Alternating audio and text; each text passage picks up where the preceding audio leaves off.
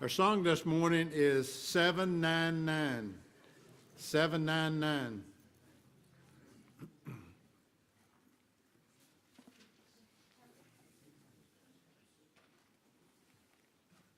I'm glad you're here, brother.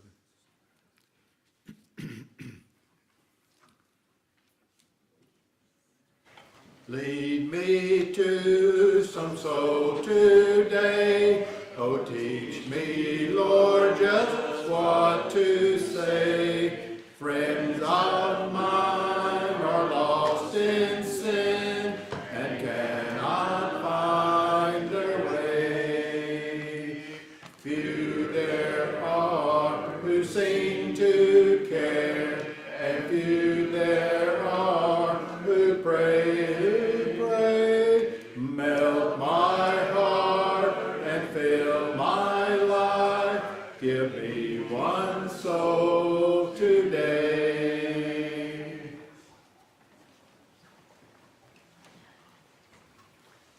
Let's pray. Our Heavenly Father, we thank you for this another Lord's Day where we can assemble here and study from your word. We pray all will be blessed from the study. We pray for those who are sick, not able to be with us. Help us to be more enthused and about going about thy business of reaching the lost. Bless us in whatever future study we have. In Christ's name we pray. Amen. Amen.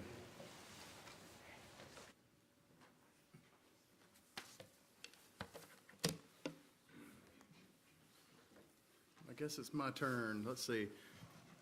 I know you. Let's see.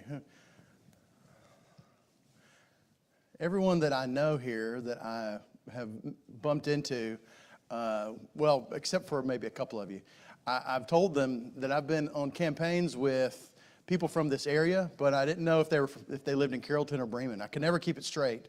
So it's a surprise who I'm going to see. I'm going to be actually in Bremen this evening, and so it's really wonderful to be here. It's kind of like family in the sense that not only do I know some of you, but we have really a special bond. And if you have, who here has been on a campaign here before? Okay, good. We got a lot. That's fantastic. Now, what that means is this, is that if I'm going to tell you about doing the work, there are a lot of you that already know that. But I actually was the same way. Most of you know that I preached in South Texas for a long time and had a very good work there and when you're at a place for a long time, it's because you don't want to leave unless it's for a really good reason.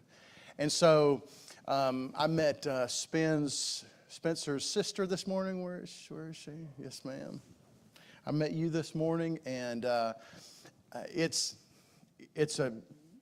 painful that he's gone, and that not only him, but who in here knows the Farbers, Jack Farber? Jack Farber for years has been sort of the director of, not exactly of Latin American missions, but of the school and for a lot of things that have to do with Latin American missions. He worked with Spencer, and there were some others also, and a few of them have died and few of them have retired. COVID happened, and a lot of what was going on in the work, as far as stateside, just kind of got put on hold. And I have a group, or have had a group, they're still my people, they're in Texas, who we all were wondering, when are we going to go back, And so I got a call from Wesley Hazel, is the preacher at the Forest Park. I went to grad school with him, actually, so I've known him for a long time. And he calls me up, and he says, how would you like to help out with Latin American missions? And I said, well, I'll do whatever I can. I mean, if I were to call any of you that have been on a campaign and say, hey, I need some help with Latin American missions, you'd say, well, how can I help, right? I'll do whatever I can do. And he said, well, how about full time? And I said, well, I'm a preacher. I don't have any idea how to do that.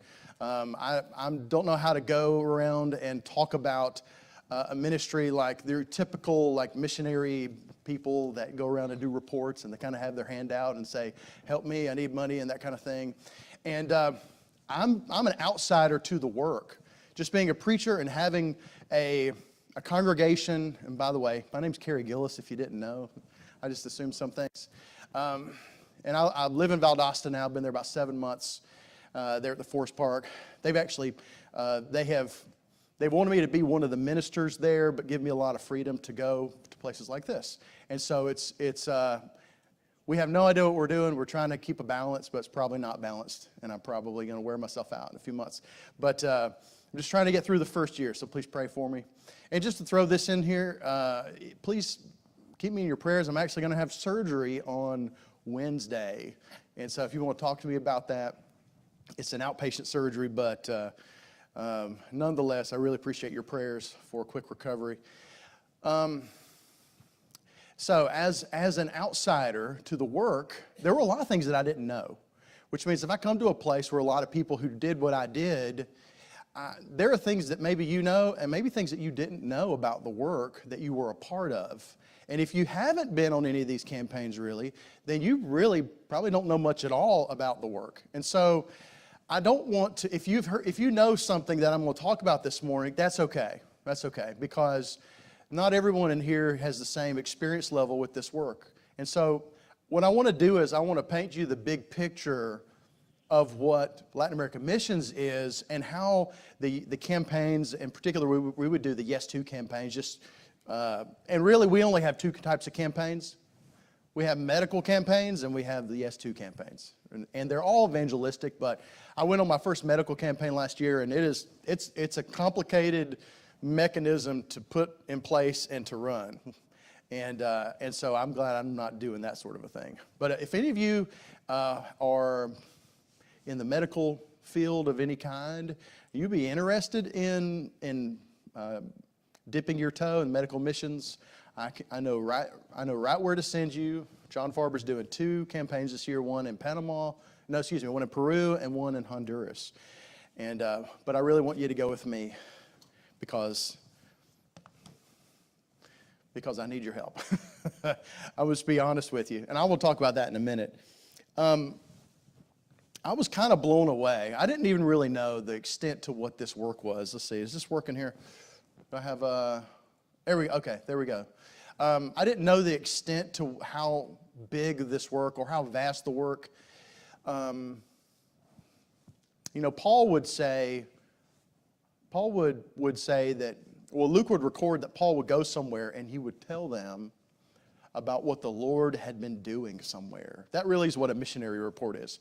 To tell someone what the Lord has been doing. And the Lord's been doing a lot of things that I didn't realize that I was kind of participating in, but didn't realize really how far-reaching it was. And it's quite humbling, but also it helps me to see the worthiness of this work and that this is something that has a really great track record.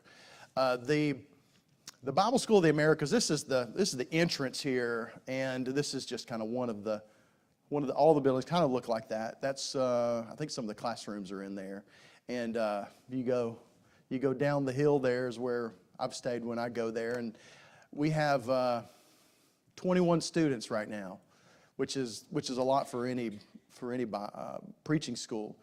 But before that was even a thing, in 1958. There were a handful of people from South Georgia, from the Forest Park congregation. They maybe even had a different name then. They were going down to where the canal zone is, what's called the canal zone, the Panama Canal there. And if you go with me to Panama, I'll take you by there and we'll look at that place. It's fascinating. What they discovered is that it was a very effective place to evangelize. People were very open to it. And around that time, there was about 3 congregations in Panama. So they figure about that many. Well, that was in 1958. They kept doing the work. And then they said, okay, what we really need to do is start training the locals here.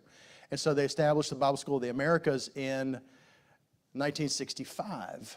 And let's see here, since 1965, we've trained over 600 preachers. And now there are more than 300 congregations in Panama. That's just in Panama. But we have trained, just since 2011, graduates from these 10 different countries. And people say, well, can someone go there from any country? And what we tell them is, well, our teachers speak Spanish, and so if they speak Spanish, we can probably get them to go there. It's been interesting. Venezuela is kind of in upheaval right now. There are people that are trying to get there from Venezuela, and that's the legal part of that is a little complicated. But we don't really discriminate. We make sure, we do a psychological evaluation on the students. We make sure that they are up to the task to go, because the Bible college there, the preaching school, is very, very difficult, just like any preaching school here in the States. Well, not any, but the ones that are worth their salt, right?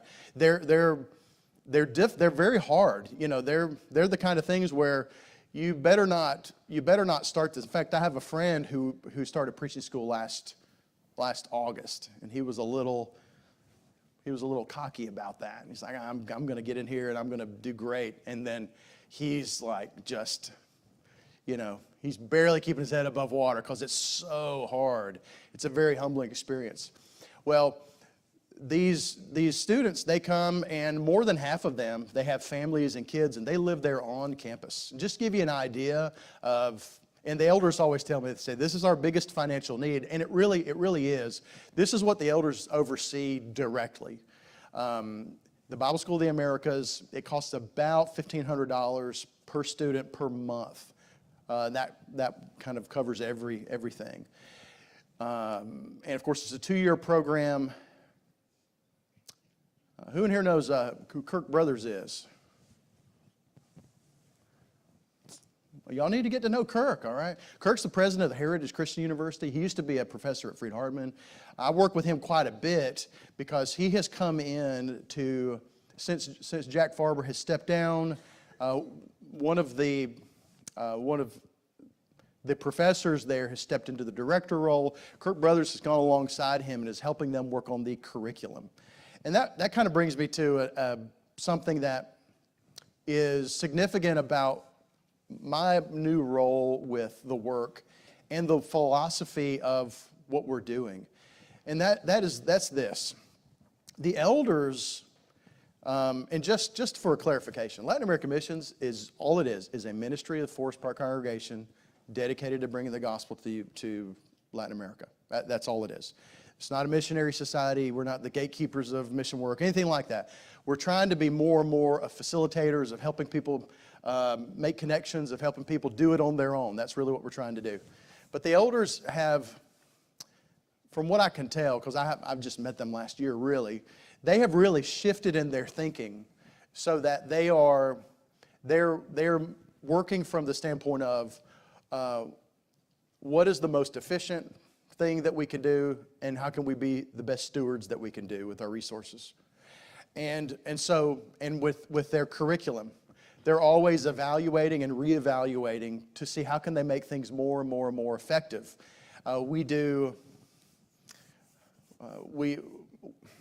As part of our alumni follow-up, we do some, we'll say investigating, but we keep in touch with our alumni to see how the congregations are going, to see what their needs are, to see really what the culture of the church is struggling with in various countries. And so that helps us to determine how we may need to change or alter the curriculum in the school. What are the things we need to focus on that's been lacking?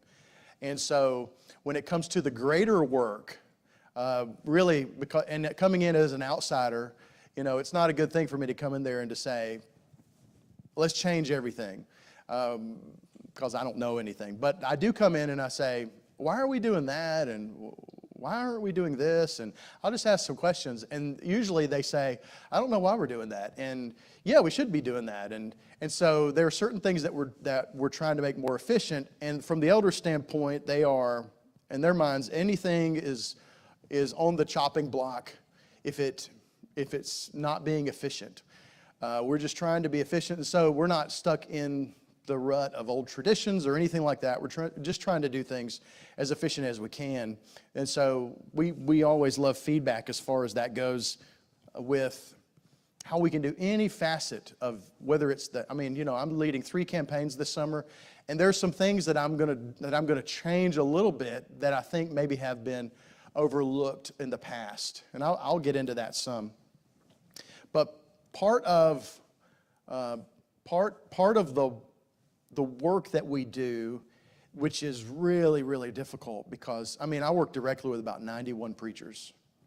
And that's almost impossible. I mean, if someone calls me up and says, my daughter, she needs an appendix surgery, right?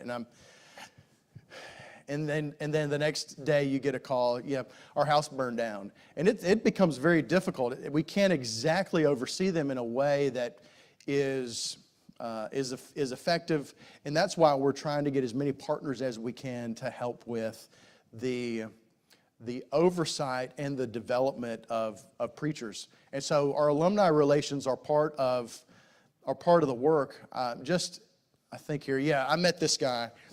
This guy right here, Raphael, is actually one of the professors, and he's a translator. Whenever we have professors from the United States that go down there and do a short course in English, he's the translator for that. And he's sort of my right-hand man in helping me do the work. This is a guy named Eugenio Rossini. I met him when I was just doing a mission campaign planning trip in December. He lives in the northwest region of Panama, right on the coast. These are his daughters. And right now he's on about $100 a month support. And so he just has to scrape to get by. And I met this guy right here in the red collar. His name is Reuben Mitty. And this is actually in their auditorium there. And those congregations about 15 minutes apart. And this, through the door there, is where they live. And he said, would you like to meet my son? And I said, yeah, let me meet your son. He said he's been paralyzed since he was born. And he's like 20 years old. And so he actually brings him, he was holding him. It was like he was carrying a mannequin out to me. And his son, there's no muscles, but he's kind of rigid, and he just sits him on the pew there next to me. And I, in my mind, I'm thinking, okay, he's been persevering in doing the work here and preaching here. And for 20 years, they've been having to care 24/7 for their son. And here's the thing about these two guys that I met. Now, this is a guy I'm going to be doing a campaign with there, and I'll tell you about him in a little while. But what I want to tell you about these two guys is this. Obviously, everybody needs money. But that's the obvious thing. What I want to tell you is that these guys communicated to me is that a lot of these preachers, and both of these guys graduated from the School of the Americas years ago, but both of them, they feel like they're alone. They're hopeless. They feel like nobody really cares about them. And here's the strange thing that we're really trying to remedy. Both of these guys, they have supporters, but they don't have any relationship with the supporters and don't even know who they are. And in fact, there's been some that have told me down there, they've said, we thought that it was against the rules for us to know who our supporters are. And that infuriated me. And I've talked with the elders about that. We're really trying to change the way, the culture of how they've done things. I don't know why things are in the disarray like that. That's sort of a misunderstanding, because one of the most important things that they need is relationships. They need, like for instance, let's see, who told me who was in Peru with me? Here? Okay, yes. Y'all know Pablo, right? Remember Pablo? Well, Pablo is a preacher in there in Lima. And just to give you an idea of what I mean by relationships and oversight of elderships, of counsel from elderships, he texts me. He says, hey, can I call you? And I said, yeah, sure, call me. I was in Walmart shopping. And so I'm shopping in Walmart, and I'm video chatting with this preacher in Peru, and he's just asking me questions about what's a good strategy for helping members of your congregation that have been absent for a long time. What's a good strategy for helping them come back? He wasn't asking for money. It wasn't any sort of, how many of you get friend requests from people all around the world and on social media, and you think, well, they just want my money, and they're trying to, well, what they really need is relationships, and they need counsel from mature Christians.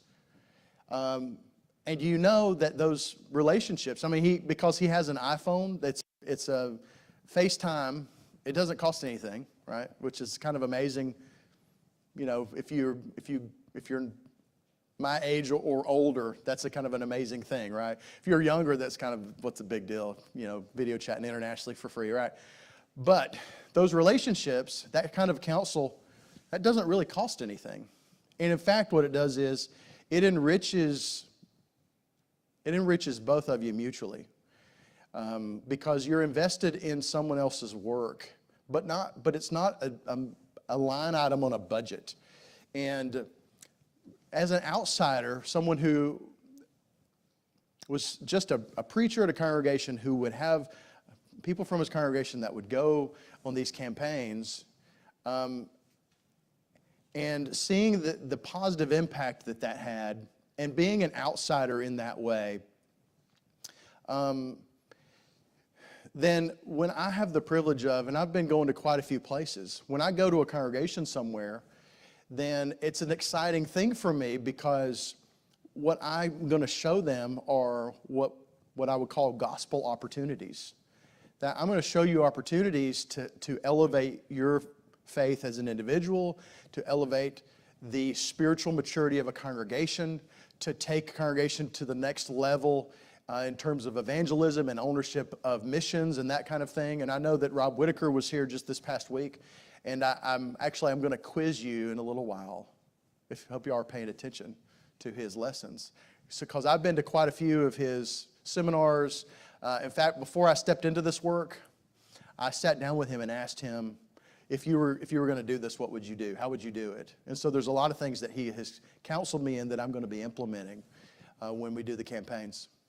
But rather than, and I've seen a lot, rather than the typical missionary report type person who goes to a place asking for money, I find it as a privilege to be able to go to congregations and to show them opportunities that they can elevate themselves.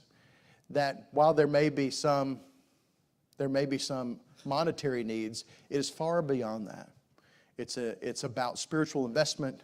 It's about seizing opportunities. I've had elderships, ministers that come up to me and they say, we really want to get involved with this and this and this. We don't really know where to start. We don't really know anybody. I went to the church in Cumming, Georgia, just north of Atlanta here, and they don't know anything about the work, but they need us to help introduce them to the work and introduce them to people and show them who's in need, so that they can begin to invest.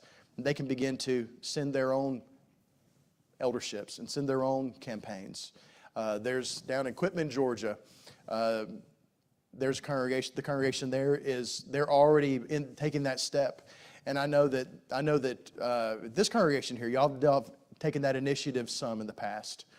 I think the Quitman Church there's going to take like a group of 25 people to a place. Actually, it's a place in this area, and because they want to invest personally. So Latin American Missions is a ministry to help facilitate that and to make connections with preachers, because we know, we have relationships, we kind of know for lack of a better way of putting it, sort of the infrastructure of the church in Latin America. And so we can help congregations and elderships find who really is in need, and then take ownership of a guy. You take ownership of Reuben Mitty, and you just focus on that guy. I was talking to a rather large congregation. I know a few of the ministers there in Montgomery, and I asked them. I said, "How many mission works do y'all have that y'all are working with?" And they said, "We have 21 that we're working with." And I asked them. I said, "Do you actually go anywhere?" And they said, "No, we don't go anywhere." And what I'm encouraging congregations to do is, rather than to have several line items on their budget of we're going to give to a bunch of places that we don't really have relationships with, to just focus on one place. And to make it your satellite church, and to help them grow into maturity so they don't need you anymore. And to work with them to plant a church in a nearby area. And that's what I think will actually help congregations in the United States grow, because they're taking ownership of missions. And they're helping congregations to grow. Because what's happened is, I've seen this, and this is as a new person who has really just been exposed to this. But you can imagine that preachers, and there's, I think, maybe 2 elderships in Latin America. Why don't you just think about that, okay? That gives you an idea of how mature the congregations there are. When a preacher begins to get a little bit of support, and he has enough to get by, there's a couple of things that happen. And if he doesn't really have any relationships with his supporters, what happens is he likes that arrangement, and it's very tempting, and a lot of them have done this, where they will feel like they are the ones who are in charge, and they like staying in charge, and they feel like if they even begin to equip men to be elders who would then have oversight, that they would lose their livelihood. Another thing that happens is when they are receiving support from churches in the United States, they don't teach on giving. And in fact, there are a lot of congregations that we've been surveying the various congregations and preachers there, and there are preachers that will admit, they'll say, we do not think we can support ourselves. In fact, we teach the congregation that we are unable to support ourselves. Now that's real good teaching on giving, isn't it? Yeah, you should give. No, actually you shouldn't give. We can't support ourselves. We're broke. We're going to live off people in the United States. That's what's happened. It's become a welfare system where they've gotten enough from the United States that they're surviving. And I heard one older preacher actually say this. He said his definition of success in ministry is receiving support from the United States until he dies. When actually that actually infuriates me. The biblical pattern is that he receives support. And while that is happening, and I believe that any congregation that is helping in that way, it should be 3, 4, 5 years, and then you're done, because you're working with them to grow out of that.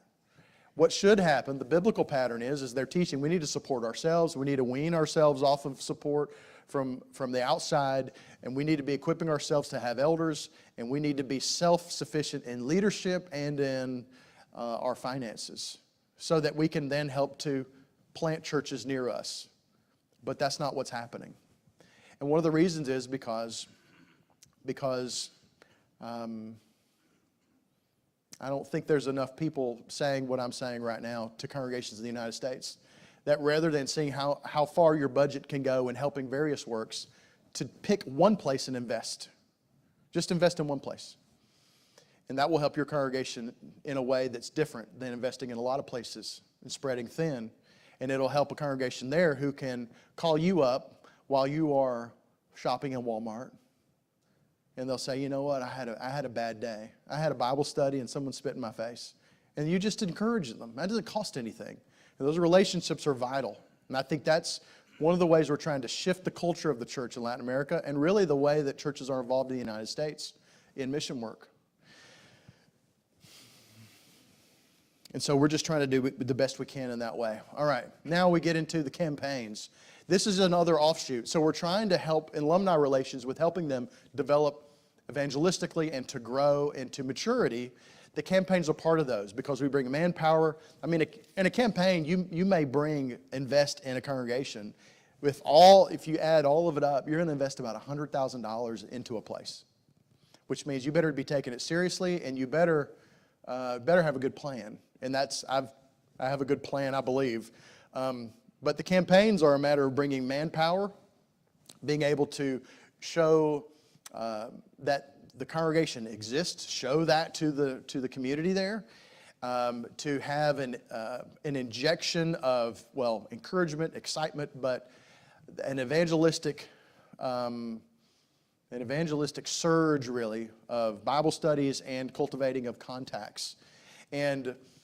And so one of the things that I did when I went down to do the planning for the campaigns was that I trained them.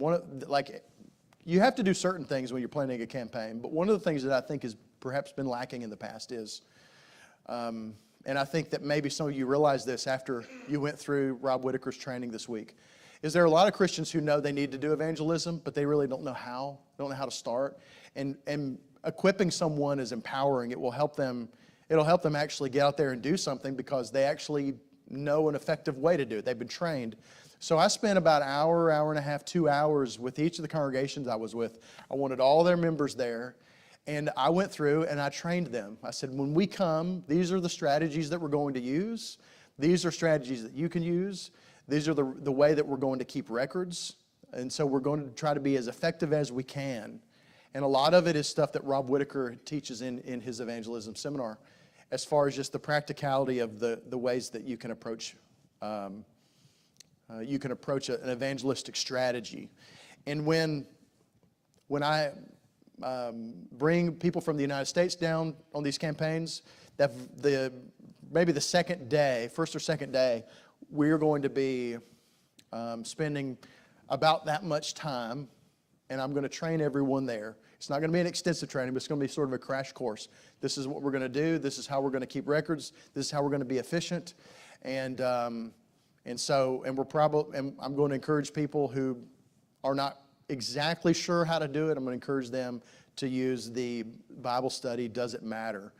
And so those are in Spanish, and that's something that I've noticed on these campaigns, that some people are excited. They go there, they don't exactly know where to start on doing a Bible study. And so to be able to put it in somebody's hand and say, and tell them ahead of time, familiarize yourself with this. If you can read, then you can do this study. Then that's how we're trying to empower people and help have a system in place so that when you go there and then leave, and you've been studying with somebody all week, or someone got baptized that you studied with, and you go home and then you wonder, well, I wonder what happened to Jose, or I wonder what happened to Pedro, and you have no idea for the rest of your life what happened to that person. Well, if we keep good records and we show them how to follow up, and then you can text them, call them, and say, okay, how's Pedro doing? How's Pablo? How's Jose? And they'll say, oh, you know what? We just had our third study with them because we're keeping good records. We actually know who these people are. And so it doesn't take a lot, but it does take planning to keep people from falling through the cracks, from keeping an evangelistic work that happens for 1 week, for it not to just fall flat when you leave. And so our goal is to go there, and when we leave, that we're going to leave them with several months, if not a year of work to do in following up. And so it isn't just about baptisms, even though baptisms are ultimately what we're trying to get and grow people into mature Christians. But one of the things that we're going to do that are as good as gold is just making contacts and leaving them with a stack of contact cards so they can continue to follow up. And so that's one of the things that I've seen that's been lacking, is just having an efficient and organized way of doing that so that people know this is the plan, this is the strategy, this is how we're going to be effective. One of the things that I saw, for those of you who haven't been on a campaign, and for those of you who have been on a campaign, you can vouch for this. The very first time I was on a campaign, I witnessed something that I had never witnessed before, and that was this. I saw the church, because you could say everyone on the campaign is the church. You have people from the United States, you have the translators there. That's the church. And the church, you witness it, is working at 100% participation. If you go on a campaign with me, you will have a job to do, and it will be vital to the evangelistic work. And nobody says no. Everybody does what their job is, and they understand and see their value in it. What we see in congregations typically, it's different everywhere, is you see a certain, usually smaller percentage doing half of the work or more. And part of that is they haven't been given proper vehicles for bringing their talents to the table, and they don't understand their value to the kingdom. And so now that I've seen it with my own eyes, that the church can actually function at 100% participation, then what it does is it elevates your expectation of what actually the church can look like when you come home. And you have higher expectations of yourself and of the people around you. But let's see here. Oh, this is a new statistic that I finally was able to get from Austin Fowler. Since in that 10-year period, 2010 to 2019, yes, we had 226 baptisms, 81 restorations. Just in case you're curious, that's the efficacy of that work. Okay, now, who recognizes this lady right here? Y'all know who this is? That's Araceli. Or if you're from the South, that's Araceli. All right. It took me about 5 years to figure out how to pronounce her name correctly, all right? She was a secretary. She still is a secretary where I was preaching in Texas. And I remember it was Miranda. Miranda called me up. She said, hey, you have Spanish-speaking people there, right? I was like, yeah. She's like, well, bring them. They can translate. I was like, oh, okay. Well, that's an interesting idea. I walked into Araceli's office, and I said, hey, you want to go to Nicaragua? And she said, I've always wanted to do something like this, but I never thought I'd have the opportunity. I didn't know anybody that did it, essentially what she said. And she's kind of mild-mannered, and she enjoys her work there, being a secretary. But what happened is, and for those of you who have witnessed it, when she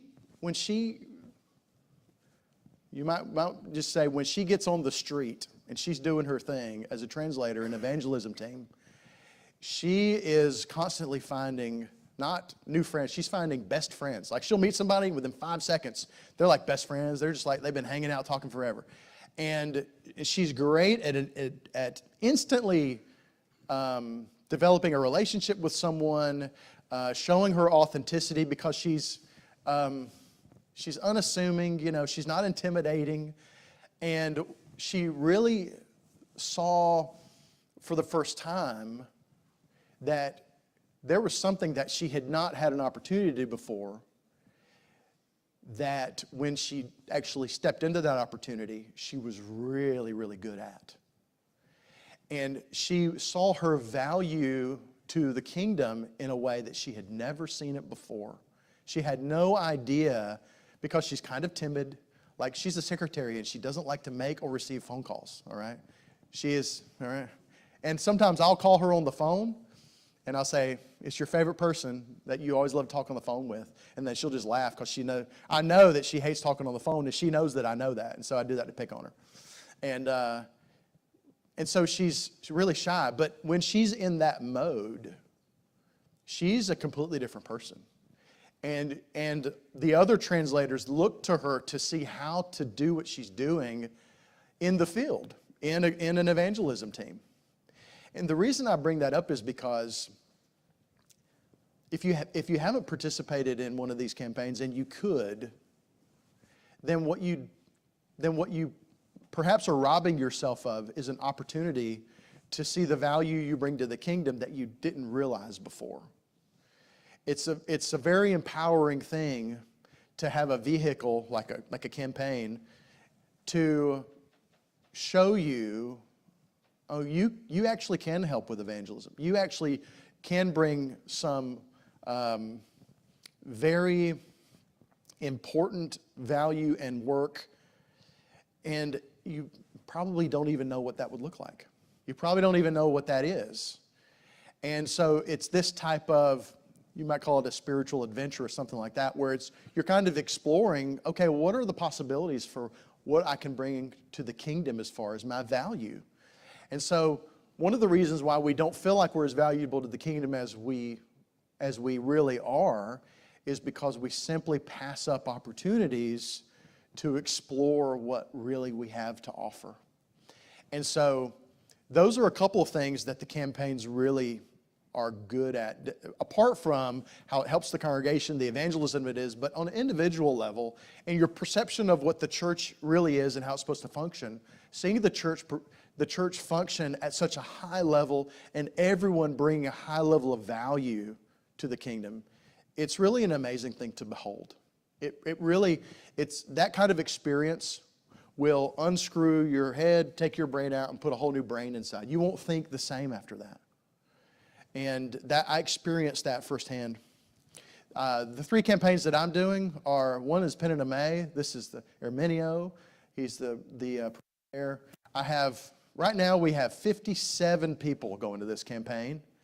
And the registration actually closed on this last week. Miranda's going on this trip, and a couple of her kids. I'm doing a campaign in what's called Valle Risco. A few weeks after that, so it's in the northern jungle, sort of on the Caribbean right there. And this is Gilberto Blandford. In fact, this guy, he's been preaching there for 26 years. He went to the Bible School of the Americas. His son is going to go to the Bible School of the Americas. Gilberto Blanford, he's been preaching there for 15 years. This is his son, Gilberto Jr., who is a present student. He's a second-year student at the school. Who can guess how many people I have registered for this campaign? Can you guess? Can you guess? I have 0 people. I don't know why. I've been calling, texting, emailing, pestering everybody that I know.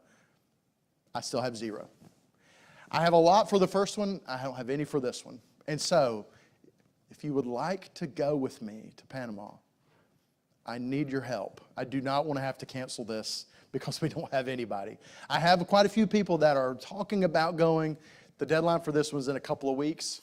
But I would love for you to go with me. I'm also going to Ica, Peru. That's one of the last places that Spencer went. And this is Paulino Chalco. He's been preaching there for 20 years. And he went to the Bible School of the Americas. He's been mentoring a Venezuelan refugee who I met there. Really impressive guy who's trying to go to the Bible School of the Americas. But like I said, that immigration is really a difficult thing. And so this one is, we're having quite a bit more success with having people register for this one. But if you would like to on this one as well, there's still plenty of room. I don't know that there would even be a limit on that. And so I have the schedule here, and I have schedules in the back. Also, I made up a new flyer or a new little brochure here that talks about what a Yes To campaign is. And they're out front if you're curious about exactly what that means. And also, I don't have one up here with me, but there's flyers in the back for the Spencer Broom Yes To Scholarship. There's someone that donated a sum of money, and we're going to be giving. There's some things they have to do, but we're going to be giving one young person a year $1,000 towards the campaign expenses. And so, if you're a young person and you want to go and you're wondering how can I afford it, then that's one possibility. And this is Pablo, by the way. That's the guy that called me while I was in Walmart. He's a real great guy. He preaches real close to the airport there in Lima. If anyone's been to Peru, then it's a lot different. The Panama is a jungle and it's hot and you just sweat all the time. That's all you do. But in Peru, it's desert and it's cold and it's glorious. Because you're not sweating all the time. Well, you do get a little cold, but I love it. I love it there. And I'm trying to be concise here by giving you the broad picture of what we do as far as the Bible School of the Americas being the hub of the work, then alumni relations, trying to get partner congregations to come in and help with the graduates of the school, doing the campaigns to help evangelistically, to help the congregations grow. And then another thing that we do that stems out of the hub of the school is what we call Future Ministers Training Camps. And Kirk Brothers actually does 3 of these. They're actually the first 3 here. They're really invitation only. He takes a few people from where he's the president of Heritage Christian University. He takes a few of the students there, and he'll go to try to go to a strategic place every time. And he'll get the young people in that area together, and he'll train them in how to do Bible studies, preaching, that kind of thing. And he's trying to cultivate future students to send to the Bible School of the Americas. And so this is one of the ways that we are trying to perpetuate the school training preachers is going and working with the young people and getting them interested and trying to pave the way for that. And this is in January he was there. This is in El Salvador. It's in El Salvador, the group there he had. And I'll leave this up here. These are the campaigns that we have. If you would like to go on one, please talk to me about this. I would love for you to participate. Big picture, I want to get new people. If you're a veteran, I love you to go with me, but I also want new people. And if you're a veteran, then I want you to be working with your congregation to help your congregation start doing campaigns. And so it's about bringing new people in and growing them and empowering them so their congregations can do campaigns without us. And that's what we're trying to do, is we're trying to work ourselves out of a job, so to speak, in that way. I think that's what preachers should do. I think that's what we should be doing as a mission effort, is trying to facilitate congregations to grow into maturity so that they can do mission work without having to partner with us directly. And so I'll stop there. There's a lot more that I'm going to talk about, or that I could talk about. If you will talk to me in private, please come talk to me about this. If you have any questions, that's all I really wanted to cover. Does anybody have any questions about any of this? No, I don't. I give me 30 seconds. You can give me 30 seconds. Does anybody have any questions? Ring. Good timing.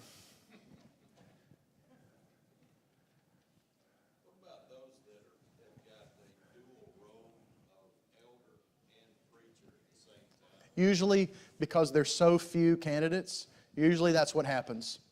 And so we're really trying to train them so that they understand the proper role of the preacher and the proper role of elders.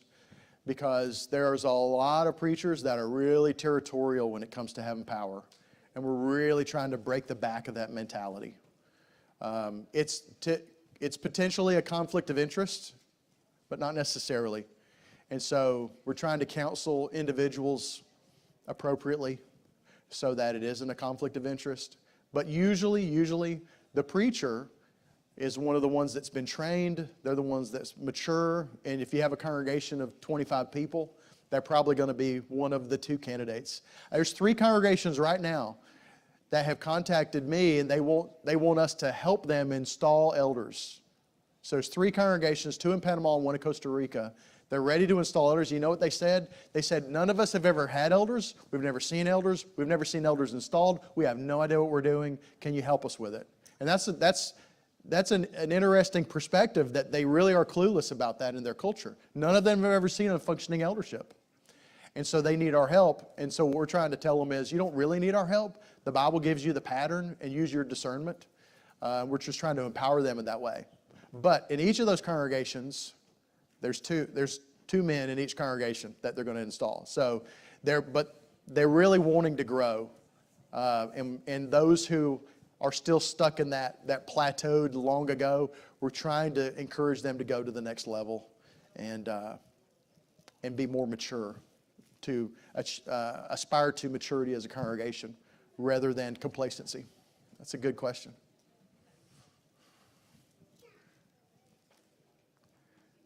Do I need to tell you you're dismissed and class is over? Okay, class is over. All right.